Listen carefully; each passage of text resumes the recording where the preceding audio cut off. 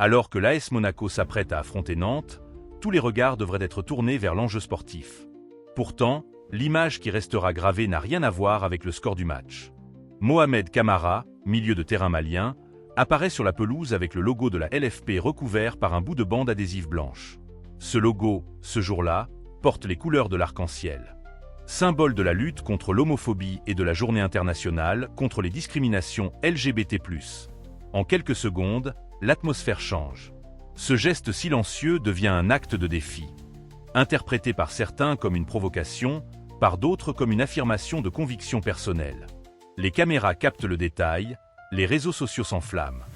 Et la polémique franchit les frontières du stade pour envahir la sphère politique. La ministre des Sports dénonce un comportement inacceptable, exigeant des sanctions exemplaires. Quelques jours plus tard, la LFP annonce la sentence, 4 matchs de suspension. Une punition lourde qui divise l'opinion publique. Où s'arrête la liberté individuelle quand elle se heurte au message collectif imposé par une institution?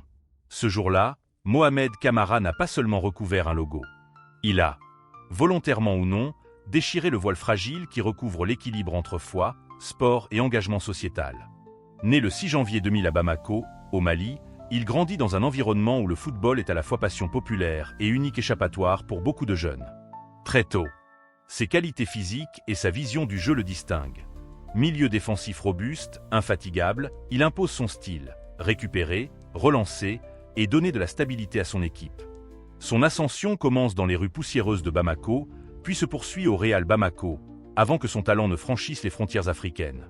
Repéré par le RB Salzbourg. Sa discipline tactique et son humilité séduisent ses coéquipiers et son entraîneur. Sur le plan personnel, Camara est connu pour sa discrétion. Peu présent dans les médias. Quelles qu'en soient les conséquences. Le contexte sportif dans lequel éclate l'affaire est particulier. Depuis 2019, la LFP, suivant l'exemple de plusieurs ligues européennes. Promouvoir l'inclusion et envoyer un message fort contre les discriminations. En France, ce dispositif est largement salué, mais il n'est pas exempt de critiques. Les saisons précédentes, quelques joueurs avaient déjà exprimé leur malaise. Certains avaient refusé de porter le maillot, d'autres s'étaient arrangés pour ne pas figurer sur les photos officielles. Mais aucun geste n'avait encore provoqué un séisme médiatique comparable à celui qui allait suivre. Le 19 mai 2024, l'AS Monaco reçoit le FC Nantes. C'est la dernière journée de Ligue 1. Un match sans grande pression sportive pour les Monégasques, déjà assuré d'une place en Ligue des Champions. Mais ce jour-là, tous les maillots portent le logo arc-en-ciel. Et les équipes doivent poser ensemble derrière une banderole « Homophobie, non ». C'est dans ce contexte que Camara décide de recouvrir le logo avec un ruban adhésif blanc. Pourquoi? Officiellement, il n'a pas livré d'explication détaillée. Officieusement, certains proches évoquent ses convictions religieuses profondes. D'autres parlent d'un refus d'être associé à un message qu'il ne souhaite pas cautionner publiquement. Le joueur ne fait aucun geste ostentatoire. Il joue, il se bat sur le terrain, comme toujours. Mais la caméra, impitoyable, saisit le détail. En quelques minutes, les réseaux sociaux s'emparent de l'image, et ce qui aurait pu rester une anecdote devient une affaire nationale. Dans le vestiaire, les réactions sont partagées. Certains coéquipiers comprennent et respectent son choix.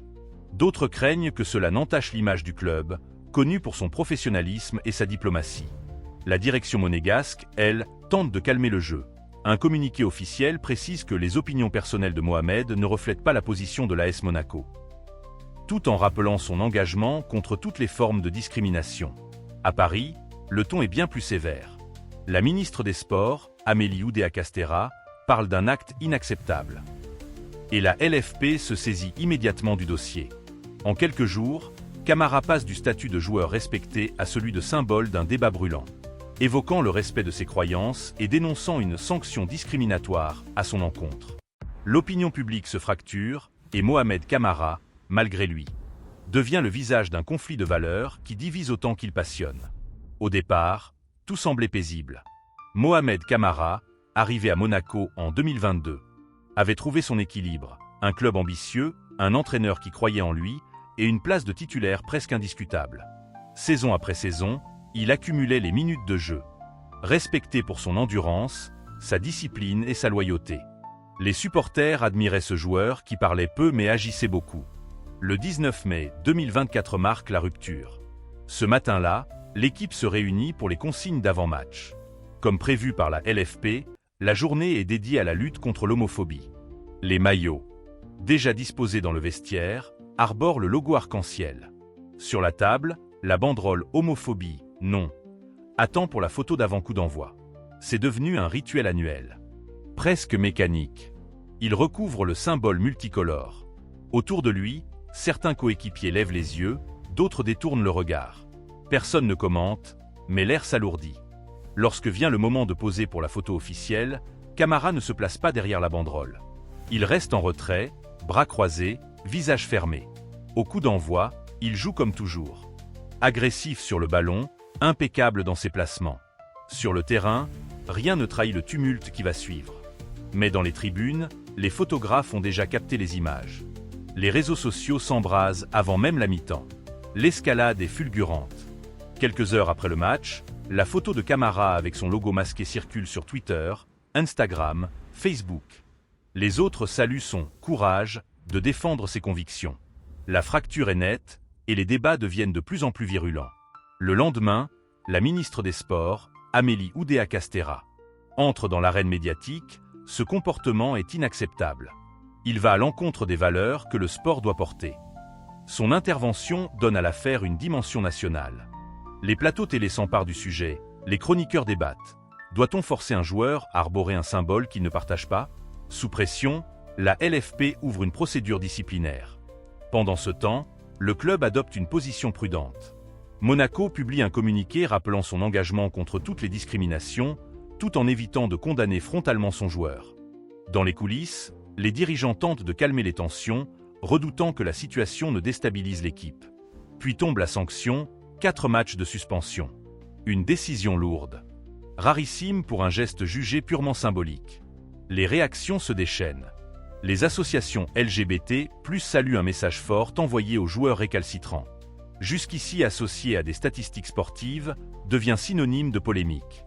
Les interviews d'après-match ne parlent plus de pressing ou de récupération, mais de conviction, de tolérance et de droit de refuser.